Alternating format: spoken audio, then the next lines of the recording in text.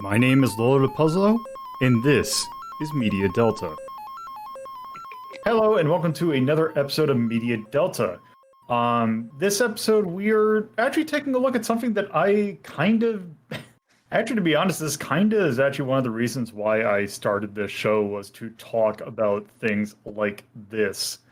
Um, we're talking about, because we've talked about things like this before, namely Nick Arcade.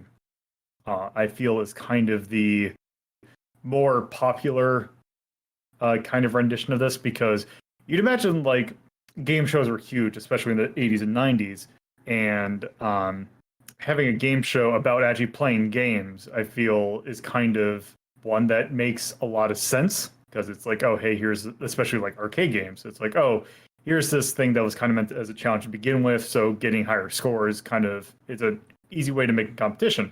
Um, and Nick Arcade's usually the kind of the more popular rendition of that idea. However, that wasn't the first time that this was done, and the first time that this kind of concept was done is what we're talking about today. We're talking about Starcade, which was a game show that lasted from 1982 to I believe to 1980 or 1984. That was originally hosted on TBS, but then kind of became syndicated. So yeah, it's the thing about it also is that since it's kind of one of the originals, it's also the most basic about it, which is actually kind of interesting. But we'll kind of go more into depth when we after we start our discussions, proper, because I was not the only one to watch this. So please to who that is here, or to who all of that is here. Please introduce yourselves. I am X, and I'm here to win that sweet-ass robot. I'm Coolio, if you don't know, zapping my problems away for the last 30 years or more. I'm Torpid Typus, and I'm here to repurpose actual movies as Laserdisc games with the serial numbers filed off. Yes. So this is kind of an interesting one because I kind of feel like it's kind of weird that this kind of original one, I know we're gonna probably go in more depth like later on, but one of the things right off the bat I do kind of want to state that I really like about the show is that it gets right to the like it doesn't have a whole lot of cruft to it. It is incredibly straightforward, and I feel like it actually benefits from it. But yeah, I feel actually before we kind of go, more get into that, we should probably do our standard, do our roundtable first. So, X, what do you think about this? So, I mean, obviously we can't talk about Starcade without talking about Nick Arcade, which we did previously. So like I kind of went in with that in the back of my head. And you actually mentioned something that I definitely felt. It's something to note of like a lot of 80s shows, like game shows, and shows where they have contestants and things like that. They all have this same kind of like feel to them, if that makes sense. It's like a weird coziness to 80s like entertainment. Whereas like you look at the 90s stuff, it's very flamboyant, it's very extravagant, it's in your face. It's just kind of explosions all over the place. But with Starcade's very just straight up. The host comes on, introduces the contestants, mentions the games that they can play that session. They get a question, somebody answers it right or wrong. That person goes to play the game of their choice. One of the games is like a special game that gets you an extra prize if you choose it. The two contestants duel it out. And each one gets their own score placed on their board. So whatever they get in the game, they get put on their pedestal, and it kind of goes back and forth until the final round. And then whoever has the most points gets the opportunity to play to win the grand prize, which it could be an arcade cabinet, a sweet ass robot. There's also a home computer, one of those really old ass home computers with like the weird chunky keyboard and that thick monitor with the tiny screen. Like, there's just so much about this. Like, I really like Nick Arcade, but this I enjoy so much more because it cuts out all of the faff and just has a very straightforward, here's the games, play the games, maybe you win a really cool prize. Nothing also else. worth mentioning that the people on the show were largely older, actually. Like, we got Yeah. people coming from college on this show. Yeah. Yeah, well, they were older, they were younger, they're like all kinds of ages, honestly. Yeah. Yeah. Because it's one thing that I feel like a lot of people kind of forget, especially about the early, like the golden era of like arcade stuff. One of the most common places you find arcade machines was bars. So games didn't kind of become that kind of stereotype things for kids, probably until the late 80s. Probably actually like mid to eight lady. Yeah. Mid The mid to to late ladies. 80s. I love the mid. No. But yeah, it's interesting to see that you get a good demographic range in the show. And the other thing too is without the stupid crap of like, oh, you got to move this avatar through this fake world to like unlock prizes or play games or get points or things like that. Instead of having that whole segment, all you have is just the people, questions, and games. So you've got more going on in your 20 to 25 minute production than you did in Nick Arcade. Because Nick Arcade, they would constantly stop all of the interesting stuff just to do the Mikey segments, which were never interesting, recycled half the time. And even the finale where they go into the green screen room to do the arcade, like the super arcade thing. Now that you know I'm older and I think back on it, it was very crappily done and not very fair to the contestants. But like They were all this also watching faff, themselves. They were Yeah, it's also just- watching themselves play on a tiny little Trinitron off stage. yeah, all of it is just faff. Like, it gets in the way of what should be the focal point, and that's the games. And we're not talking about Nick Arcade, we're talking about Starcade, but it's impossible to not, make those comparisons because of just how significantly different these two programs are presented and feel. And I feel like Starcade gets the point better than Nick Arcade did because it focuses you on the games and not extraneous stuff that may lead to games. Even the finale, as I mentioned, is the person trying to beat a score derived of an average of the scores of 20 people who've played the game on the machine that they're playing, which is an interesting concept. And I saw a couple people win and all that, but like, it also kind of it made me remember those times of playing on the Apple II computer or, the old CRT and you fire up gizmos and gadgets or fucking Treasure Mountain. It made me nostalgic a bit for my youth, which most things don't because my youth was kind of crappy. But I like those vintage stuff. I like the old school stuff. And they had all of it all over the place. Brilliant arcade cabinets that they got to play on. And the host was all right. He wasn't, there in it like Phil from the thing from with, Nick Arcade was. So, actually, this is a good point that I want to specify something because this actually might end up being a two-parter episode because there are the episodes that we had for this one was actually due to a fun thing about the show, which we'll get later on, is the fact that this show, as you can imagine, with something like this where there's a whole ton of arcade games, rights hell is very much a thing that the show kind of lives in, and the way that we were planning on watching this earlier, or like right until like the week before we were going to do this episode, just disappeared. And we had to kind of like, so I had to get a selection of episodes, which are kind of in the middle of the kind of the run. Probably, I think the numbers between like 40 and 60.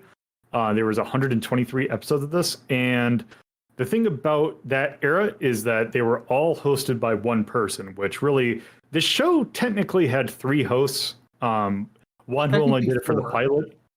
It was technically 4. Yeah. Because the pilot actually, which I really wanted to get a thing in the pilot of this, because the pilot of this show was actually hosted by Alex Trebek. But that I cannot find that, and it Lost keeps on Tom. getting taken down. Yeah, it was evidently uploaded by Wink Martindale, who is famous for 1, hosting game shows, and 2, uploading a bunch of game show footage to his YouTube channel. But as Lola pointed out before we started recording, it got taken down. Yeah. Any like I even tried looking at myself, and any leads I found led to taken down videos. It's a shame. Yeah. But go ahead. I think because if I remember the order, Alex Trebek was the pilot. Then the first, I think 10 or 20, or like the first around 20 episodes were hosted by a Mark Richards. And then you had Jeff Edwards, who is kind of the host of the segment that we're watching. He kind of is basically the host of this, because he was by far the longest running host of the show. Mark Richards hosted for the first 23 episodes. Okay.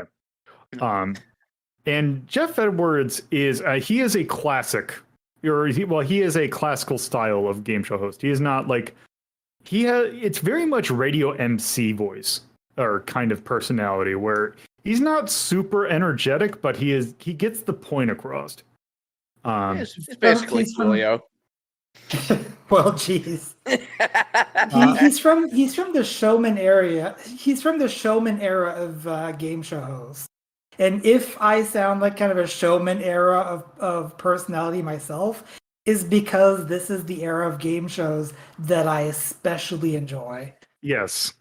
He is from that classic, like late 70s, obviously early 80s, because that's where this was from. Early 90s.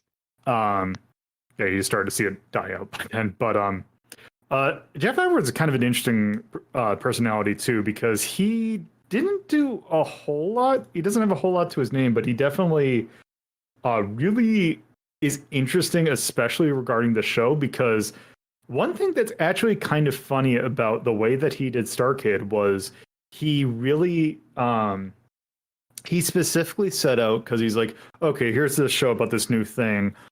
There's been kind of things that have like taken a look at video games before, but it was done by people who just didn't really care, and they were just kind of looking at it from an outsider. I'm going to actually, sit down or really stand up and play these arcade games to actually get to know them. And he actually became a huge fan of video games through that. He actually he would give tips to people who would play the games that they're like playing for the first time. And that was him actually giving those tips. There is actually a video of him beating at least I think it's like the first or second phase of Sinistar, which is a feat in itself. He held the staff record for Sinistar. Yes, which is like a notoriously difficult game. That's what I was pretty much gonna say about him. Oh, sorry. Yeah, no, I mean, I didn't watch any of the episodes with the original host, but from everything I read, he wasn't really received well. Apparently, he just didn't have a lot of panache or personality. Whereas Jeff Edwards, I liked a lot, mostly because the way he would present stuff, it didn't feel like it was trying too hard to be connected to it, if that makes sense. Trying to think about how Nickelodeon Guts felt. Mike O'Malley, I don't think he really cared as much as he let on in his persona about what's happening around him. But you could tell with Jeff Edwards, there was an interest, because, as you said, he didn't just show the show. He indulged in games. He tried games. He sat down and played them enough so that he was able to drop tips and hints Like he would straight out. I remember the one. I think it was the mom and son and the father and son duo teams, and the Popeye game that you played came up, and he explicitly told them before the game. He's like, "Here's how you do this. Do this, this, this, and this, and you'll drop a thing on Bluto, and that will get you a lot of points." So he knew, like, not just how to play the games, but these little, things that go on in the background or things that connect together, and he would offer them to the contestants so that they could have a better chance at winning. And he would say it to both contestants too, obviously to make it fair. But like, you don't see stuff like that, and I don't even know if you really could see stuff like that in most other game shows. That'd be very weird if Pat Sajak gave tips for the Wheel of Fortune. I think that might. No, that would be fucking great though. Would undercut the game Also entirely. be fucking Vanna White doing it, and you know it. Vanna's just like signing the letters with ASL. Yeah, don't pick X. Probably not. X is not probably going to be in this word. Yeah, but it is interesting. Well, the first time you see Jeff Edwards throw tips at them, you're kind of like, that's a little like that goes against the game show norm. In the game show norm, the contestant is left to their own devices, and nobody helps them usually. But in this case, it's nice to see that he dove into the world of games, and like you mentioned, he became a pretty avid gamer because of it. So I mean that's pretty cool. The theme song, I mentioned it in chat. I didn't like the theme song. It felt like ethereal. Like it didn't fit. The theme song had no bite. Yeah, it like I wasn't expecting a lot of explosions, sound effects, and everything's all going all over the place, but a little more of an upbeat tune with a little bit louder, with a little more presence. Would have been nice, but it's an '80s show. What are you gonna do? What else is there? I made the mistake of watching the episode that Torpid mentioned with his intro first, and that kind of gave me a negative impression of the show until I read up that those were gimmick episodes. I still maintain Cliffhanger is absolute garbage. It is. It is because yes, it's taking a movie that had no right to it definitely was not made to be, because you could say something like Dragon's Lair, because obviously Dragon's Lair was made to be because to give context, so what Starcade would do, because this is also 82 to 84, so when Laserdisc games, like that style of game came out, it was like the hugest thing. So Starcade would dedicate entire episodes that the only game that they would play would be one particular Laserdisc game, and Cliffhanger was one of them. Which, if you don't, we've actually covered Cliffhanger. Well, so unless you watched it live, you wouldn't see the footage of it because I had to take it down, or excise the footage of me playing it off my stream, because the entirety of that movie or that game is taken from footage of two Lupin the Third movies, Castle Cagliostro and Secret of Mamo. I think you had the same problem with that Power Rangers game. Actually, that one didn't. Actually, that one went through because I think the compression on that one sucked enough. I remember watching the VOD for that, and you had to cut the footage out. Oh, maybe I did. Huh. Anyway, it is, especially the parts they got stuck on were very, very much Castle of Cagliostro. Yeah, and because these are arcade games, you're seeing the first part of it. It's because you're not continuing from where they left off. It's the opening over and over again. Which doesn't help that it was very bad at broadcasting which direction you had to go in, so you kept seeing this shit repeat. They didn't get far. Yeah.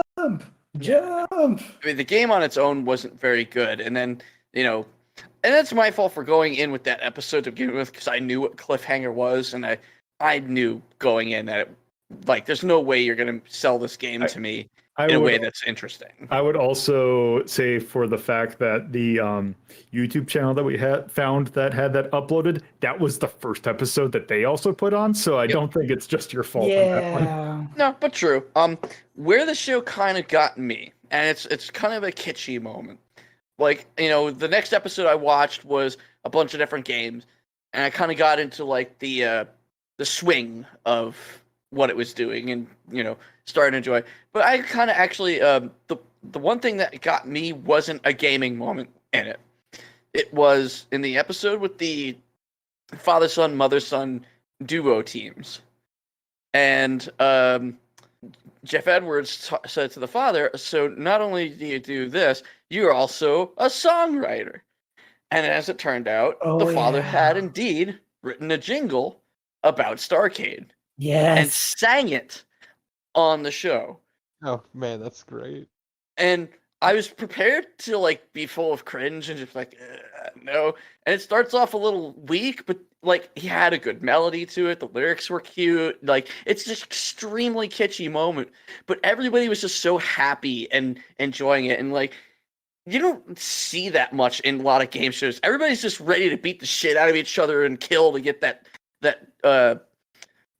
prize. But like the contestants in this show, they're all very laid back and just happy to be there. Like if I lose, I lose. At least I got to be here and do this. Yeah, if you lose, you lose, but you got to play some sick ass arcade cabinets. And you get some consolation prizes to go with. But no, the dad moment, like I got sappy. I liked it a lot. There was also that one episode with the guy who had I don't know what it was, but it was the green orb thing. Oh yeah. So it was basically, he said it was like something that kind of gave him like clarity, and what it was like a green ball with lights in it, and when he connected it, all the lights would light up randomly. So he kept it with him throughout the episode, and he even puts it onto the arcade cabinet for good luck.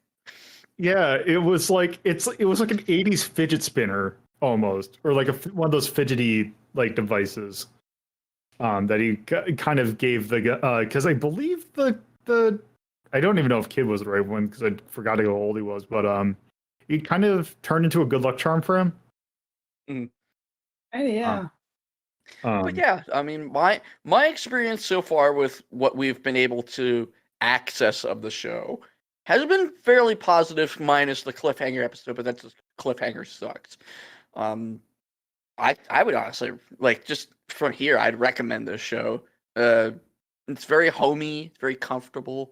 Like, you just sit in and you enjoy the people playing the games. Like, it's really welcoming. That's as much as I've got to say. All right, Coolio. This is a very engaging show. Like, now I'm gonna preface this by saying, like, I'm a big game show nerd. Not gonna hide that fact, but I have honestly never seen Starcade. I barely heard about Starcade until it came out for Media Delta, and I was very happy to be able to have the experience of taking in a new game show, and I was very happy to take in this game show because it is a very engaging game show. Everybody is into it like 100%. It's like Axe said, it cuts the chaff like that Nick Arcade has. It's just the video games. Even the questions are video game related.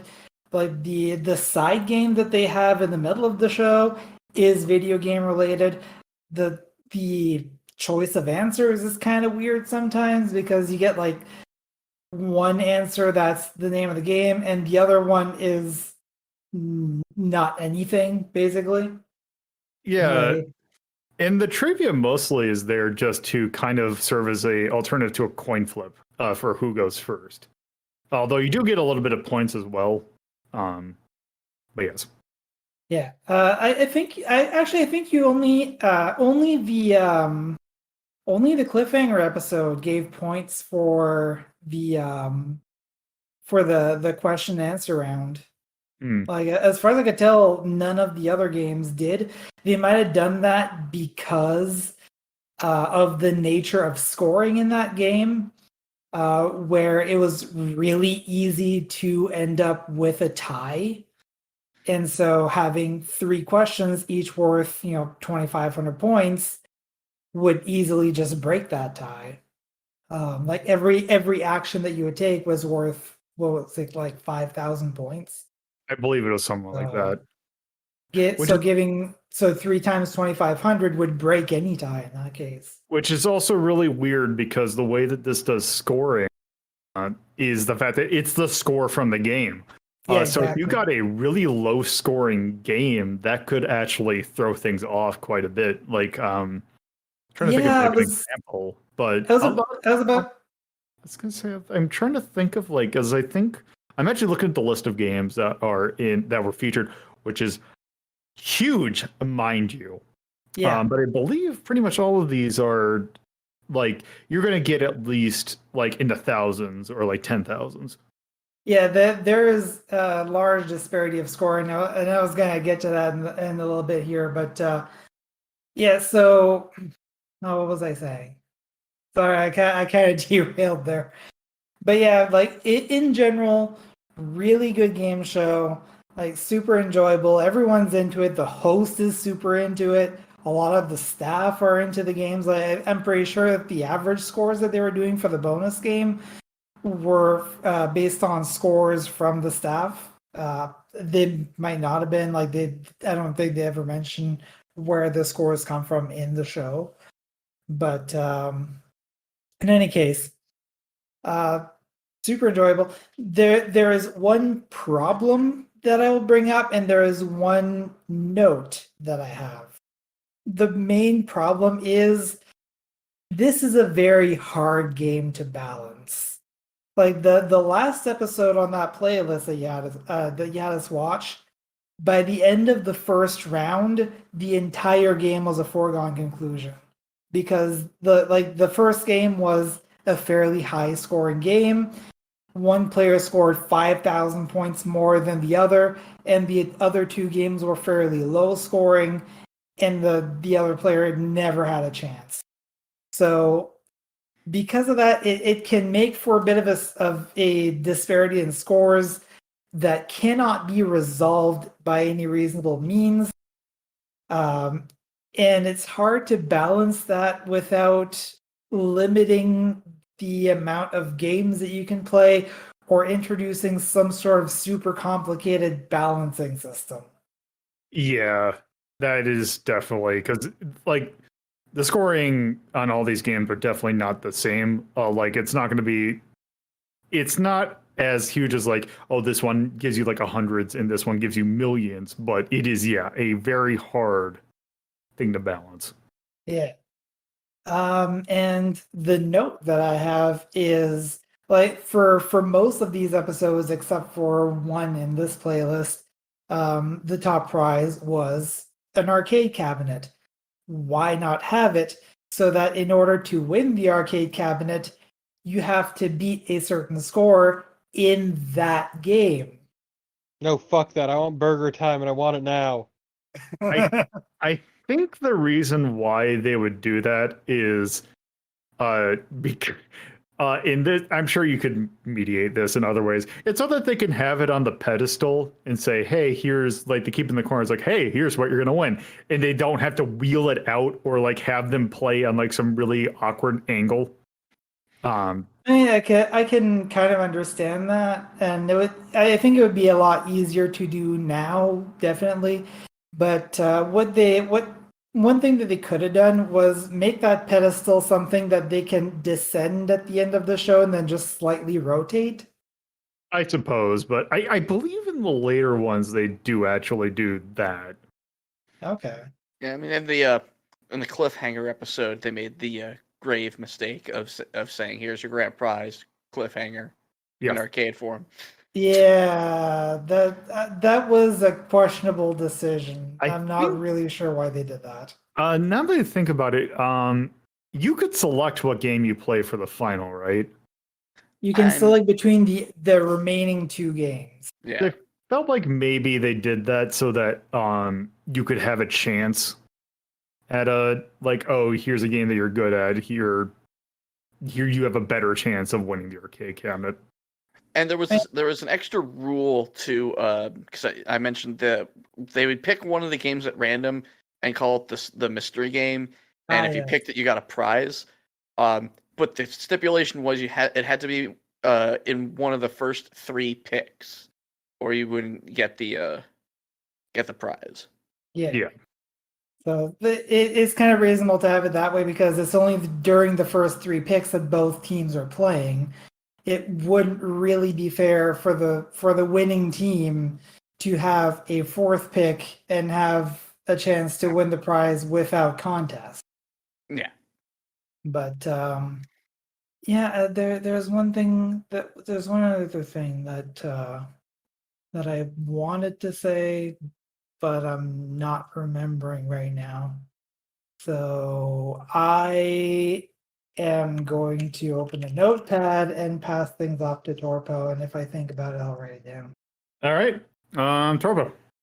I am so very sorry, Coolio, because honestly, everyone's kind of said what I wanted to say, and I honestly don't have that much more to add. I enjoyed the show. I enjoyed the host's passion, even if he wasn't like the most super energetic.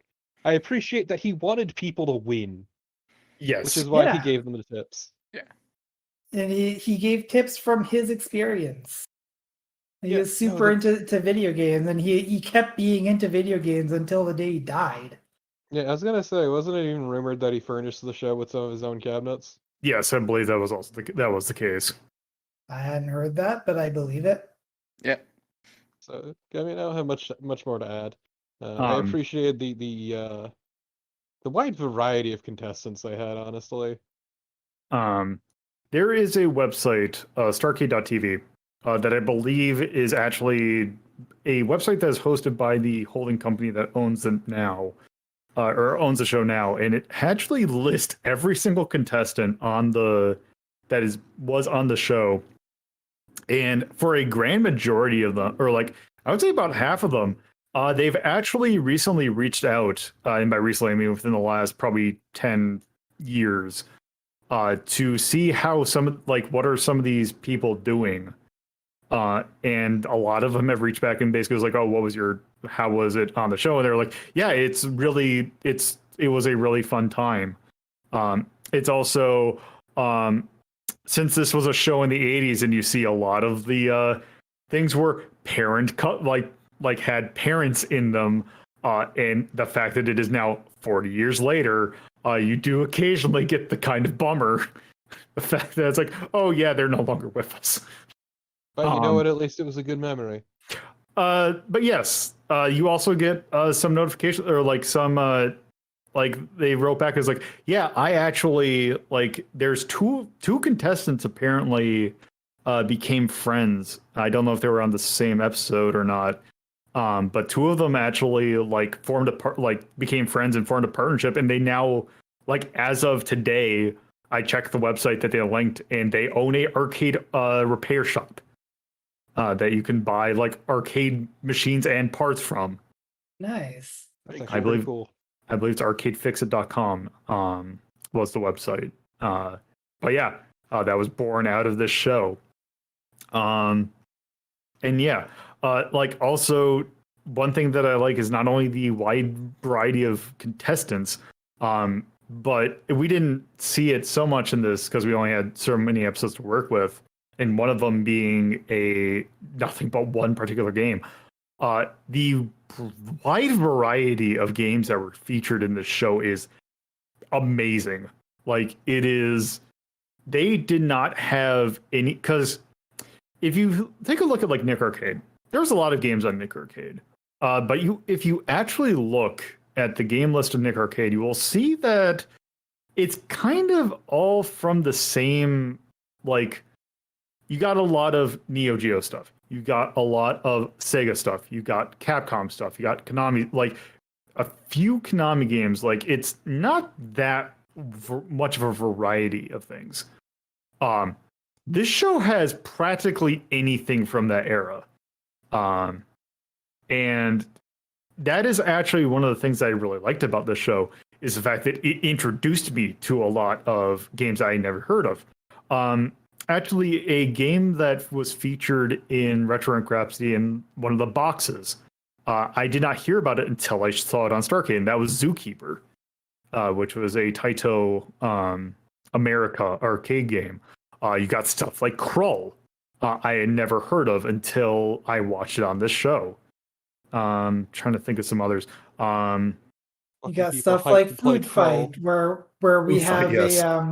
where we, if you join our Yes. our Lolo de Puzzlo Discord and have Discord Nitro, we have a cool little It's not cool. um, It's not fucking okay, and you know it. An emo with the kid from Food Fight unhinging his jaw and eating that ice cream cone. And having a Fucking shitty hurts. grin. But I'm just saying, who needs the emote when you have the original GIF? Yes. Also, you get learn of games like Guzzler, for example. I was dying, especially because the dude kept fucking it up. Yeah.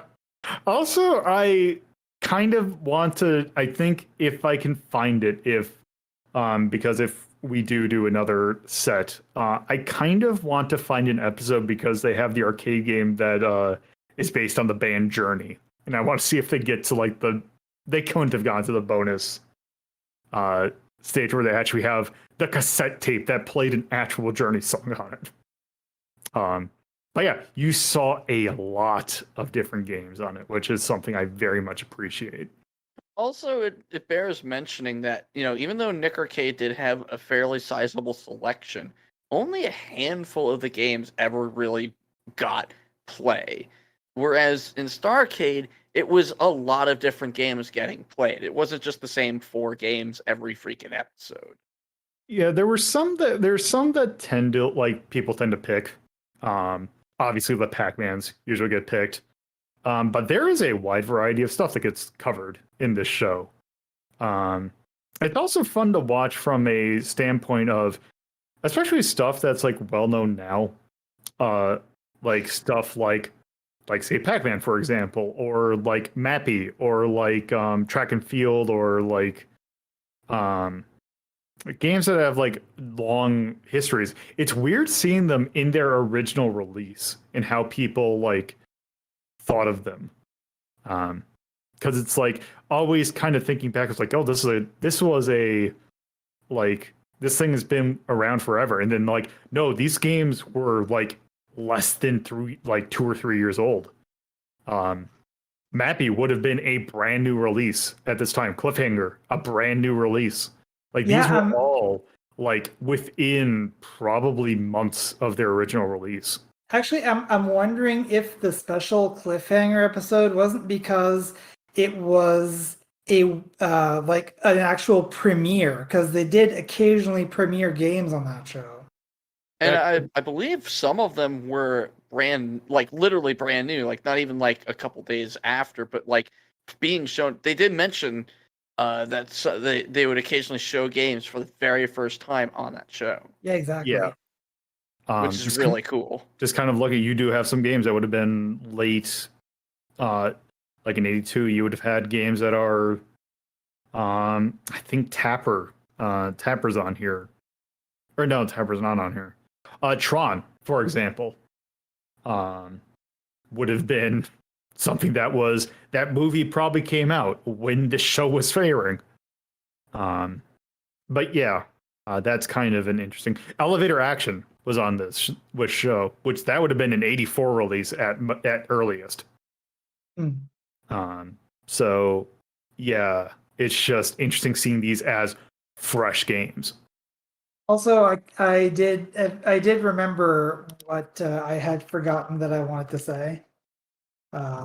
It came from you mentioning Make Arcade again, because one thing that they allowed the players to do before the show was actually get some practice in on all of the games that were about to be played. I don't think they did that for Nick Arcade. That was a very slapdash cheap budget show that they didn't care about. Whereas there's actually some heart to Starcade. Yeah. So, Yeah, because or either that or it was I don't know. I can't remember if they like blamed or like they explicitly said that they were at practice, but the show opens with a look at like their back room or the studio's back room, and there is probably a good 30 or 40 cabinets in there. Now, they do actually mention occasionally that the contestants get to practice before the show. Yeah. Oh, okay.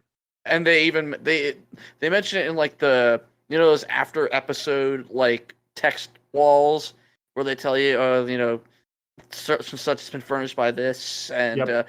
yeah, so they mention it in there, but also George would or George Yes. Edwards would point it out at the beginning of the episode, like you all had a chance to play this beforehand, so now you're going to play it on for real. Yeah. Okay. Yeah. Okay. Yeah. That yes. Also, I had mentioned that there were actually 4 hosts to the show. That's because before the Trebek pilot in 1982, there was another earlier pilot with a different format, which I haven't seen, but it does exist. That was in 1981, which was hosted by Mark Eruzione. Wait. The cocky coach. Yes. Okay. The captain of the world champion U.S. Olympic hockey team. Have that even happened yet? Like, Apparently. did the miracle happen at that point?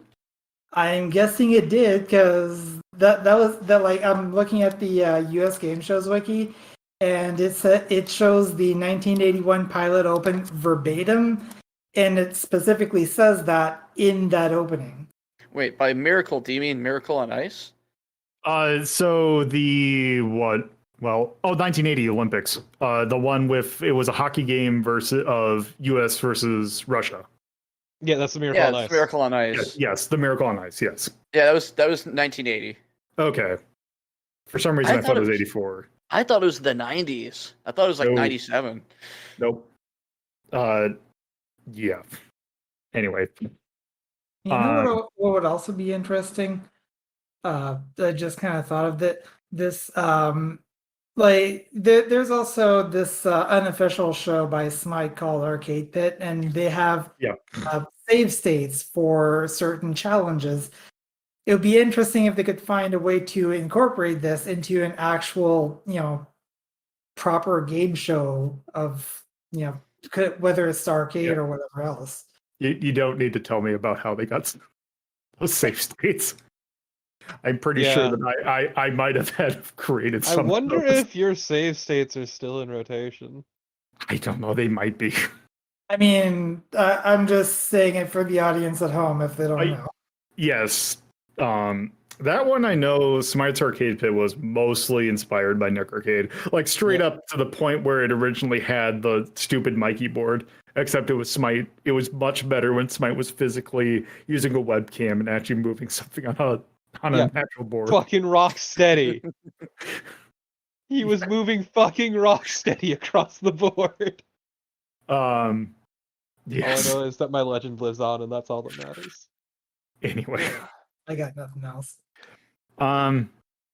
So I think if we were to do another set, that I'd probably put in some of those Mark Richard episodes just so we can get a better like understanding of his era, and then maybe some of the later ones. But do you think that I guess since it's the same group that would do that one, should we do another set, or should we do we think we can just rank this and move on to the next thing? I think we've gotten the gist of it personally. Yeah, I mean, I don't really feel like I'm gonna get anything. Based on everything I read, I don't feel like I'm gonna get anything beneficial from watching the Mark Richards episodes. Yeah, right. I'm kind of gonna have to agree. Like, I would be totally down if we were to have a second part, because I really enjoy this show, but I don't think we're going to get anything additional from watching another 6 or 7 episodes. But the only thing that we would get is watching Mark Richards do it, who is not as well received. Maybe one day, or if I get bored, because it's something that I've been kind of toying with, I can put some of these episodes on for like a side thing.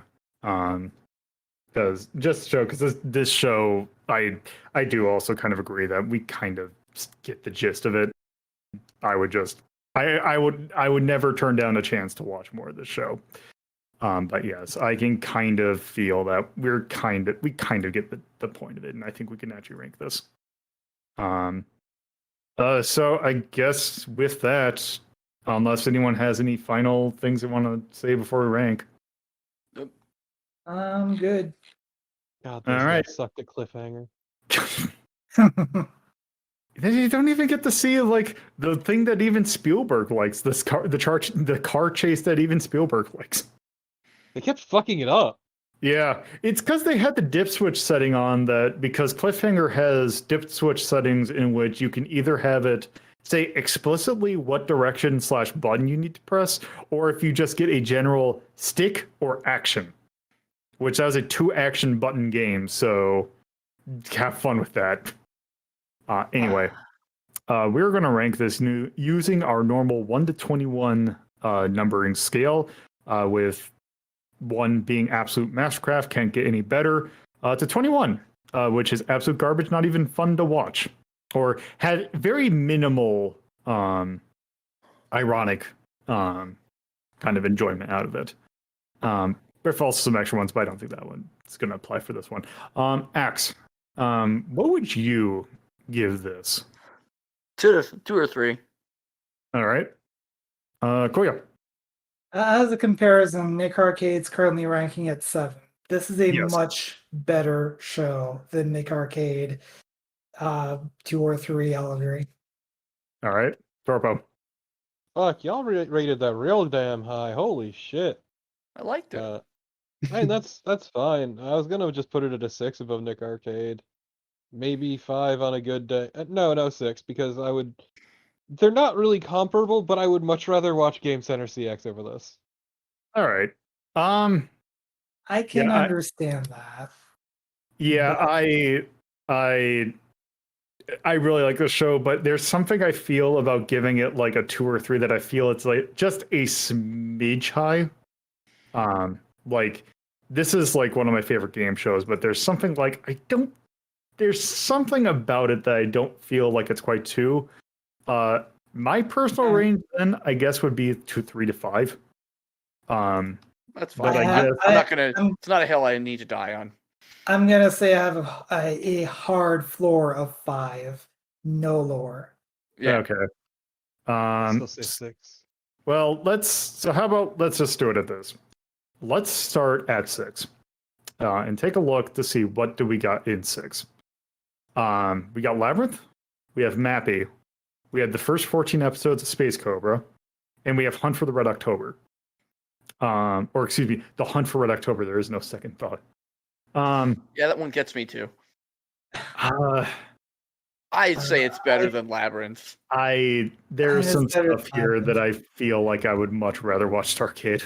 And Yeah. it is the only point of reference I have. I haven't watched any of the other stuff. Hunt for Red October is good, but it's 2.5 hours fucking long. I feel like especially Labyrinth and Hunt for Red October is really sticking out for me. Yeah. Yeah, I guess, I don't know. My problem is I'd still much rather watch Game Center CX over this. Well, that's at 5. So at 5. That's why I said 6. Oh, yeah. But I know how numbers work, motherfucker. although I was saying for us to look at 5. We got Adventures in Moon Valley, Game Center CX Season 1, Bugs Bunny Roadrunner movie. Now, the thing I would say with Game Center CX is that's that really weird first season. If we were to take a look at the Game Center CX that most people are like familiar with, that I would say is higher than 5. So take that, or I would take that into consideration. Now, would I say that I probably put it, because Adventures in Moon Valley is also very good. That's also another good-hearted series that I could just watch more of. I mean, I would still rather watch Starcade over all of these, but I will admit that I am biased. I have a very high opinion of most game shows. You know what? Rather than doing it like that, what we should probably do, let's take a look at instead of like looking for a floor, let's look for a ceiling. Let's look at 3. Dirty Pair, Project Eden, Ghost in the Shell, Road to El Dorado. I now kind of looking at that, I kind of feel like 3 is way too high. yeah, I think 3 would be a little bit too high. My only point of reference is the Road to El Dorado. For me, they're kind of even. But again, my opinion is biased a bit upward. So I'm Like, just I gonna would let still- y'all duke this one out. I would still even watch Jaws, Merry Christmas, Mr. Lawrence, and Street Fighter, the animated movie, over this personally. which are the ones that we have at 4. Yeah. I Yeah. kind of feel like at that point, I feel like 5 is probably going to be where, just knowing where this is probably going to go, I have a feeling that 5 is probably going to be our sticking point, or as close Yep. to. part of the problem for me is I have no point of reference for 4. I've probably watched Jaws, but I was super young and I don't remember it. From those, some of those I can see, like, part of it's also not so much whether I'd rather watch it, is also the other hat of this, which is, do I feel like it's a better produced piece of medium? Which Jaws is long, and I don't feel like I'd ever want to watch it again, but I can't not say that it's a good, like, I can't say that it's not incredibly well produced. Same with Merry Christmas, Mr. Lawrence. I'll watch very occasionally because it's not exactly a pleasant movie in It is tone. Heavy. But that is also an incredibly like to me a well done movie. Street Fighter 2 also is that one I can watch more often, and that one I feel is just a really well done movie. I kind of feel though there's something about the ones that are at 5 that I feel Starcade's a better fit with, especially Adventures from Moomin Valley.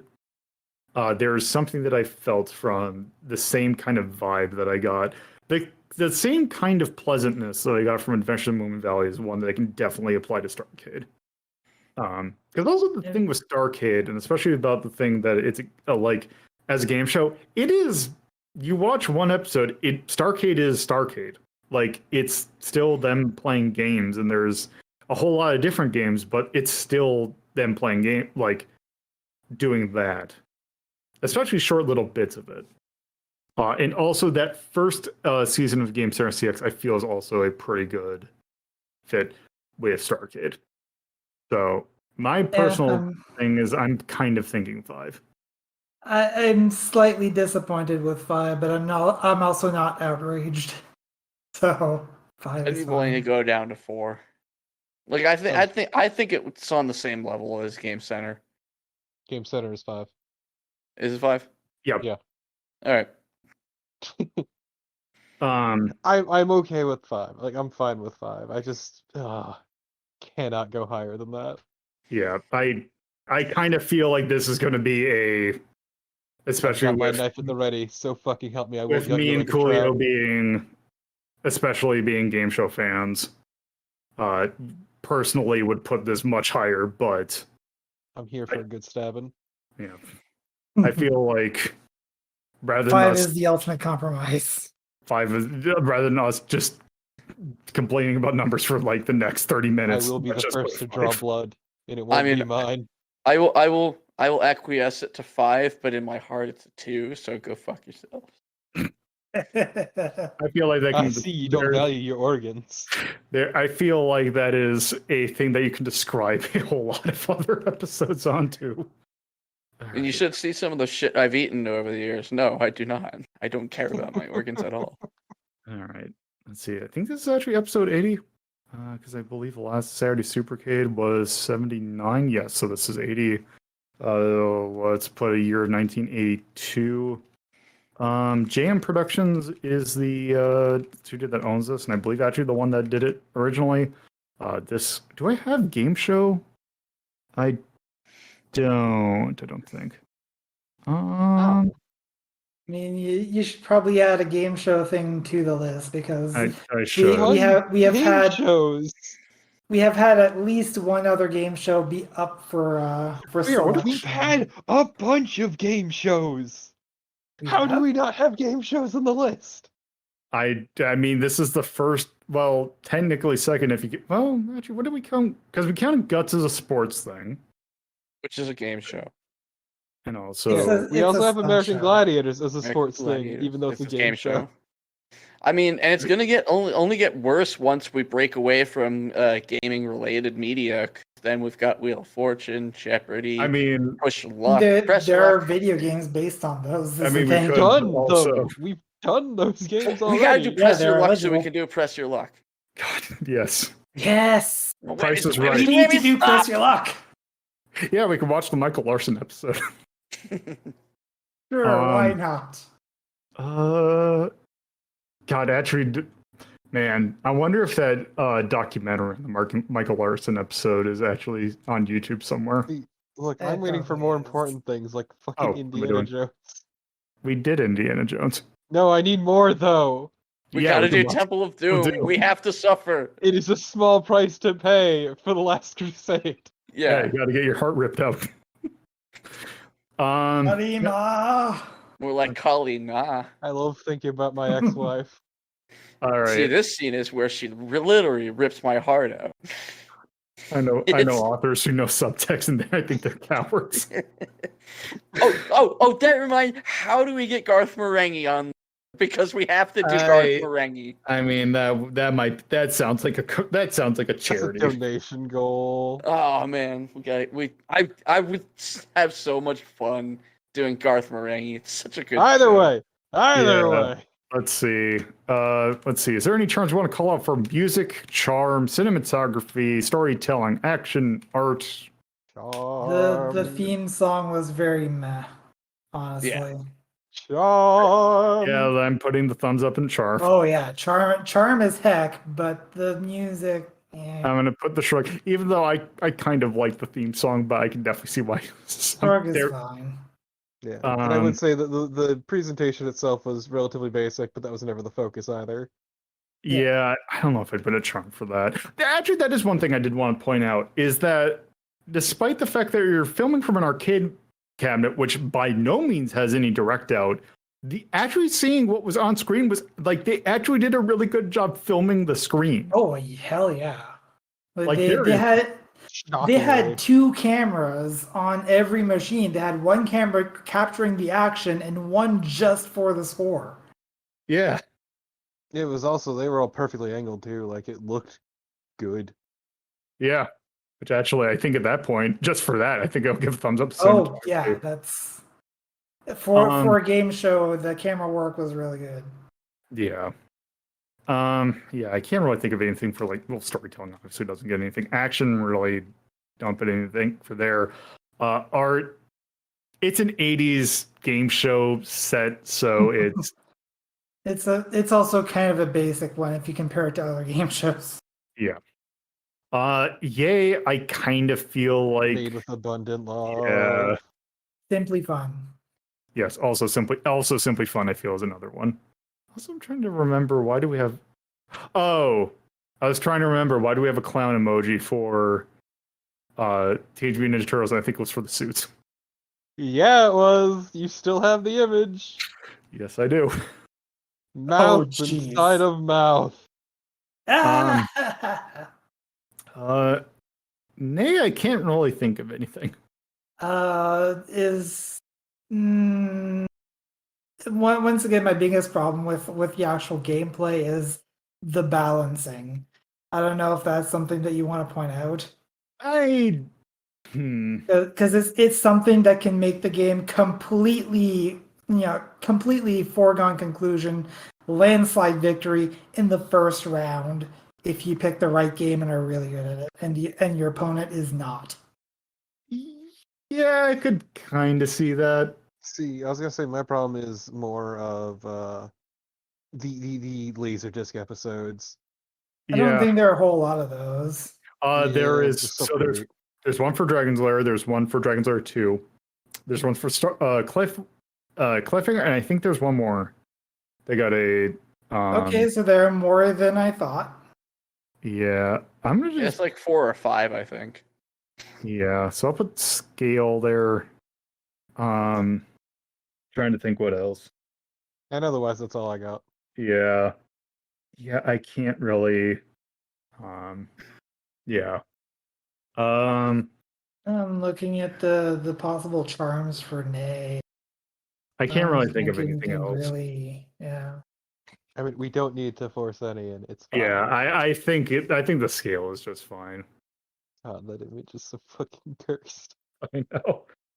All right. I think that's probably good for Starcade then. It is a very good game show. That I would highly recommend that you watch. Anyway, with that, Axe, is there anything you want to plug? Yes, the Autistic Self-Advocacy Network. All right. Coolio. Yes, there is my radio show / podcast, Square Wave Symphony, your home for video games, chiptunes, and all things weird and geeky, which is available at lowbiasgaming.net /SquareSim, and also at SquareSim on Twitter. And I also occasionally stream over on twitch.tv /CoolioMZX. All right. Torpo. Torpid Typist. Oh yeah, twitch.tv /Torpid Typist. At Torpid Typist on Twitter. And I'd like to plug the hole in my fucking sleep schedule. I'm so damn tired. All right. Yeah. So with that, because we're not doing the second episode, that means that we can push ahead and actually move on to what we had next on the schedule. Oh boy. Which is going to be an interesting thing, because speaking of donation goals, this one very much was a donation goal, and I'm holding it in my hand. Because you donated, I think this was the $150 mark? Yep. For us to take a look at the Adam Sandler movie, Uncut Gems. I love constant anxiety rides. Yep, so next episode we'll be talking about Uncut Gems and how wonderful it made us feel. Pray for me. Alright, well, with that, thank you all for listening. Bye-bye. Bye. If you would like to see the list in which we have ranked every single thing we've done for Media Delta, you can go to r3.ldp.life in your browser. If you would like to watch the sister show that determines what could show up on Media Delta, that's Retro Rank Rhapsody, you can watch it live on Twitch at twitch.tv/LoloToPuzzlo or on YouTube at youtube.ldp.life. If you would like to discuss this episode with others, please join our Discord server by going to discord.ldp.life in your browser, which should give you a link. Thank you again for listening.